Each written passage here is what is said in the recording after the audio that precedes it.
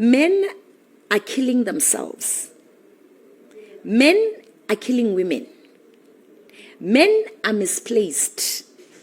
Men no longer know who they are, what they are doing, why they are here, because we took away from men the only thing that made sense to them, which is them providing. And providing was from where? The masculinity. Exactly. Them providing from where? From going into offices and working. So once you take that away from them, they no longer know who they are.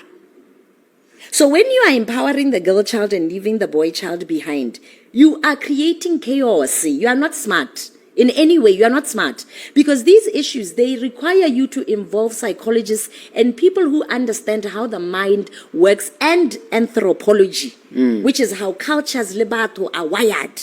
How we change the structure. I said to you, okay, we've got a problem. I think this one, a lot of it, is I'll be very honest with you. My you know, people who have a problem with me are not men, it's women.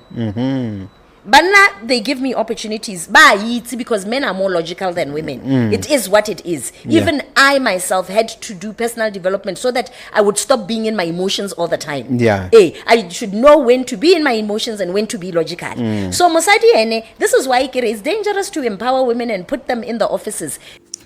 If you listen to what the lady in this video says and you try to be objective, you'll see that she's actually right. However, the problem is that for most people who are females, who have not learned to do what she says she did for herself by way of self-development or personal development, they're going to get emotional and reject it. It's going to be a knee-jerk reaction. They're going to be thinking, what does this woman mean? Why can't she say this nonsense? But if you really look closely at what she's saying, you see that she makes a whole lot of sense. Now, I speak to you as a man who has experienced the modern society in my part of the world, which is Nigeria, Africa. And when I was in the worst stages of struggle as an upcoming entrepreneur, I remember I used to wonder why it seemed impossible for me to find spaces where I could get support to find solutions to the challenges I had in business, especially as it's related to getting support to expand my brand, team up with other people, learn how to do things better, for instance, in the marketing and planning. You know, I never really had an issue with funds per se. It had more to do with understanding how to find more clients. How was I to go about it? I needed ideas. I needed support systems. I needed to belong to a network. I was unable to find any such thing for men.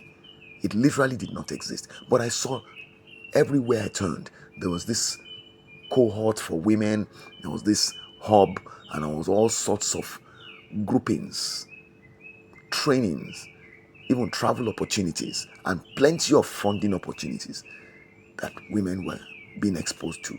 Young girls in their teens were being told there were opportunities for them to start careers in various fields, and there was funding for them to pursue it. But there was nothing for boys like that. Very, very few, if that at all they existed. So I saw that it seemed I was at a disadvantage. But what am I trying to bring out of this? I'm trying to say that there's plenty of support for women and there's very little support for men. Now, if we want a society that works, you will see that what this woman is saying here is going to ultimately be what we will have to do. And like she said, if we don't do that, we're not being smart. We think we're being smart. We think we're being progressive, but we're not being progressive. We're actually setting ourselves up for a disaster. Why? Not because women are innately bad people, but because women that are not trained to self-regulate are innately bad people. They are chaos waiting to happen and chaos that's going to happen. That is why you see that women that have not learned self-regulation tend to often be at loggerheads with men because they cannot function on the basis of logic. You've heard the woman say it. Most women cannot function by way of logic. They cannot process stuff logically. They process stuff primarily emotionally. Men by nature are more disposed to logical thinking and reasoning, and that's the basis on which society is supposed to function. So if a woman wants to really make the most of herself, she needs to invest time, effort, energy, and resources in learning how to function logically. That's what this woman has done. That's why she makes a lot of sense to men. Now, that's also why she gets attacked by women, because most of the women are still function on the plane of pure emotions. There are women in society that we see who speak like this woman and are trying to call other women to order. An example, what's her name? Chimamanda Adichie is an excellent example of it. And that's why when you listen to her, I'm going to put a clip of her speaking about her opinion about feminists in Nigeria and how they differ from her and how what they practice is completely opposite to what she considers to be feminism that she has embraced and which she preaches and advocates for. I often say to young Nigerian feminists, I say to them, please do not use feminism to justify your wickedness, right? Because sometimes a woman, right?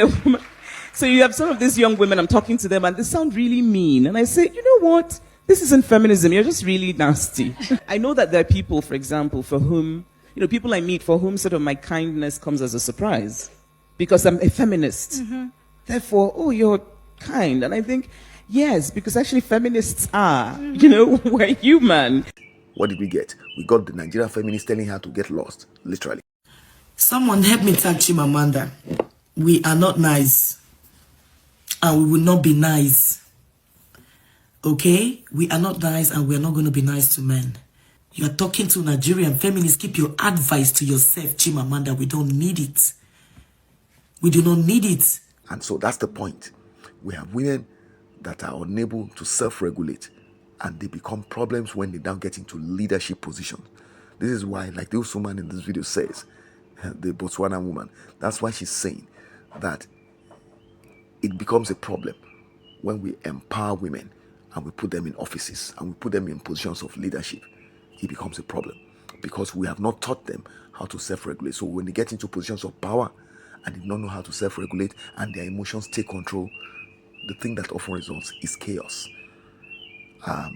So I would like to invite you, after listening to this, all right, listen to the excerpts I've produced. The video itself is long. I think it's over an hour. I would encourage you to make out time to watch the video in full length. And hopefully, this is part 2, by the way. So there's a part 1 of this series. I ran into the reel for this part 2, and it just struck me that this is something I need to share with my audience. But I will encourage you, follow the link provided in the description for this video. You'll be able to watch the full episode, then go and watch part 1 as well. I really think it will make a world of difference for you. Both men and women need to watch this lady. She makes a whole lot of sense. I wish you well.